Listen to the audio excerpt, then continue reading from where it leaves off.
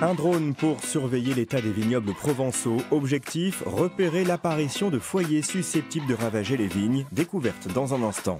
À voir également ce nouveau logiciel installé à bord de plusieurs ferries reliant la Corse au continent. Il vise à repérer les baleines en temps réel. Une nouvelle technologie pour éviter les collisions nombreuses avec les cétacés. Mais avant de revenir plus en détail sur ces belles initiatives, une question. Et si les chauves-souris, les hirondelles et les mésanges devenaient nos meilleurs alliés pour lutter contre la prolifération de moustiques ou encore de chenilles processionnaires? Deux Grenoblois en sont persuadés. Moustiques tigres, pyrale du buis, chenilles processionnaires, un trio infernal qui ne cesse de proliférer au grand dam des habitants. Originaires d'Asie, ces insectes ont été introduits en France et se sont parfaitement acclimatés. En Asie, la gêne provoquée par ces nuisibles est moindre. Leur population est régulée par des prédateurs endémiques. Pour enrayer leur progression, deux habitants de Grenoble ont un projet. Point de traitement chimique, cela les rendrait plus résistants. En revanche, ils souhaitent favoriser le retour d'espèces prédatrices qui ont déserté les centres urbains. C'est d'installer des nichoirs, donc artificiels pour le coup, pour aider justement ces prédateurs à revenir dans les villes et ensuite faire leur travail, s'alimenter de ces insectes naturellement. Hirondelles, mésanges bleus et chauves-souris ont déjà quelques nichoirs et gîtes installés par la Ligue de protection des oiseaux. Le projet vise à multiplier ces habitats où les insectes indésirables font des ravages. Espèces nocturnes ou diurnes, présentes en hiver ou au printemps, le projet s'appuie sur une présence quasi permanente de volatiles prédateurs. Pour la chenille processionnaire, il y a plein de phases. Il y a la phase de nidification, il y a la phase de chenille, il y a la phase de papillon. Ça intervient à différents moments de l'année et c'est bien qu'on a différentes espèces à tous ces moments de l'année qui vont pouvoir chasser, aller manger la chenille, la larve ou encore le papillon en tant que tel, quoi. Ingrid et Gilles sont soutenus dans leur projet par la LPO. Pour mener à bien cette lutte, repenser l'urbanisme est essentiel. Trop de lumière, trop de surfaces vitrées sont autant de pièges qui déciment les oiseaux et font fuir les chauves-souris. On n'a plus de très vieux arbres dans les villes parce qu'on a peur que ça tombe par exemple. Et donc du coup, on n'a plus de cavité pour que ces animaux s'y retrouvent. Et donc du coup, effectivement, il y a beaucoup de ces espèces qui sont des espèces qui ne sont pas en voie de disparition mais qui régressent quand même progressivement d'année en année et dans lesquelles on peut agir en mettant en place des actions et notamment en installant des nichoirs. Cette année, 25 projets, dont ces nichoirs, sont proposés par des habitants dans le cadre du budget participatif. Les Grenoblois auront du 10 au 14 octobre prochain pour se prononcer.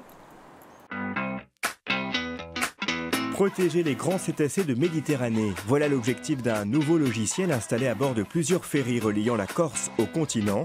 Il faut dire que les collisions entre ces bateaux et des baleines ne sont pas rares.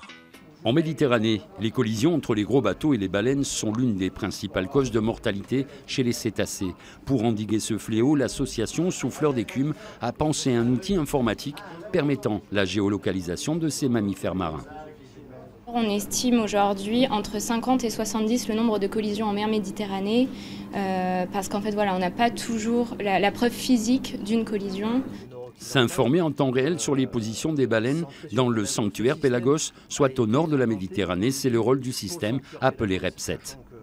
C'est un logiciel sur un écran avec un calculateur embarqué sur les bateaux et un serveur centralisé qui récupère toutes les informations et qui les redistribue. Une fois détectée, la position du cétacé est partagée avec l'ensemble des bateaux naviguant dans la zone. Aujourd'hui, une douzaine de compagnies maritimes comme la Corsica Ferry sont équipées du REPSET. Sans ça, tous les jours, les mariniers et l'officier de garde font très attention à regarder les baleines. Donc, plus de sécurité? Oui. Pour la sécurité des baleines et pour la sécurité de tous les animaux dans la mer. Néanmoins, c'est une obligation. L'homme de quart surveille visuellement la mer. Au-delà, le système s'accompagne d'une formation auprès des équipages. On leur montre ce qu'ils vont voir quand l'animal est à la surface, c'est-à-dire que là, pour le dauphin bleu et blanc, ça va être sa nageoire dorsale.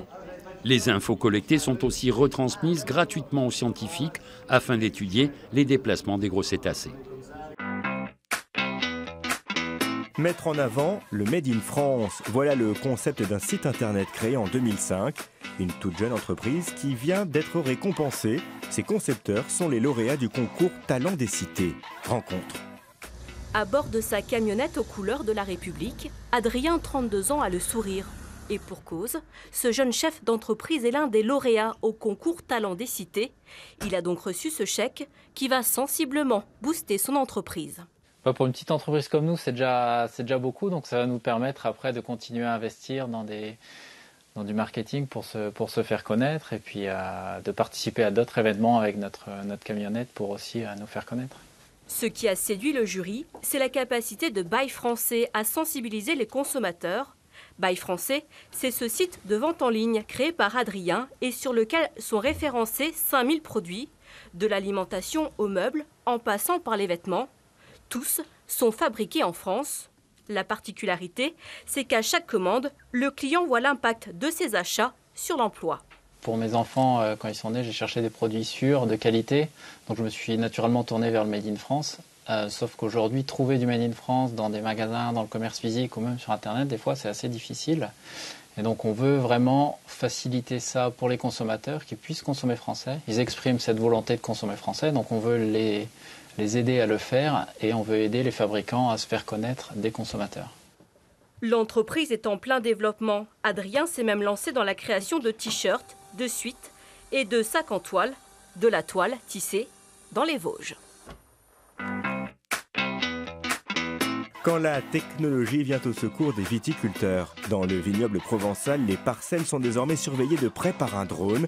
Sa mission est détecter l'apparition de foyers de flavescence dorée, une maladie incurable. Ce drone muni de caméras à filtre peut identifier les zones impactées par la flavescence dorée, une maladie qui décime les vignobles depuis des années. La flavescence dorée est transmise par un insecte, la cicadelle, qui se nourrit dans ces ceps dont la contamination est visuellement repérable par la couleur rouge du feuillage. Le bois pas outé, contrairement à des bois qui sont sains, qui sont de couleur marron, les grappes qui ont séché, qui ne se sont pas développées. La cicadelle n'ayant pas de prédateur, un traitement par insecticide est inévitable, mais demande avant une localisation des pieds de vigne touchés. Une prospection durant laquelle les vignerons devaient jusque-là arpenter des kilomètres de vignes.